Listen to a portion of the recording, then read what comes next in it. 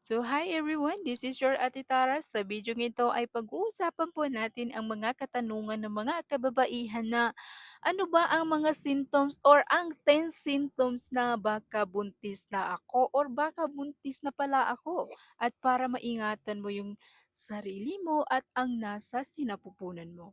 So, siyempre, number one is delay or wala ng regla.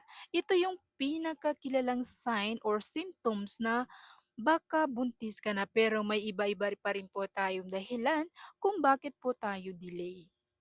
So, the number two naman po ay pagsusuka at pagduduwal like morning sickness. Or yun, pwede rin po siya sa umaga, tanghali, gabi dahil yan sa pagtaas po ng ating hormones. Number three po is pagbabago sa suso o sumasakit na mamaga at mas sensitive yung ating breast. Kasi nga po dahil po yun sa ang dahil din po yun sa hormones. Dahil po nagpe-prepare po yung ating katawan para doon po sa fetus na lumalaki doon po sa ating uterus. At ang pinaka-sensitive po dito yung ating nipple. Yung mga nipple po ng ating mga kababaihan is very sensitive po yan siya during that day. Pang-apat po is fatigueness. Pagkapagod, bigla kang hinihika at inaantok kahit wala ka namang ginagawa. So, gusto mo lang is lagi kang nakahiga, paragi bang pagod, na hindi mo naman po siya ginagawa noon. Pero ngayon is, ayan, gusto mo laging natutulog, gusto mo laging nakahiga lang, parang yung nga lagi kang pagod.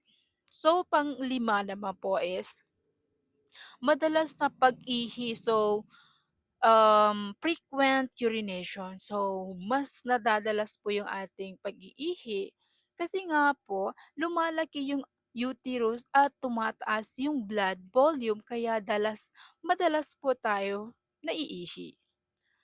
So, ang pang-anim naman po is pagbabago sa mood or pagbabago ng mood swing. Ayan, pabago-bago po yung ating mood.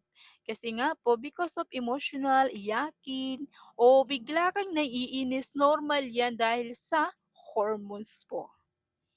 Pangpito naman po is spotting at mild cramping. Ayan, so dahil po yan sa implantation bleeding, yan ay mga 6 to 12 days after conception. Pangwalo naman po is pagkahilo o pananakit ng ulo, bumababa minsan yung blood pressure natin, nagbabago-bago po yung ating blood circulation. So, ang pang-siyam naman po ay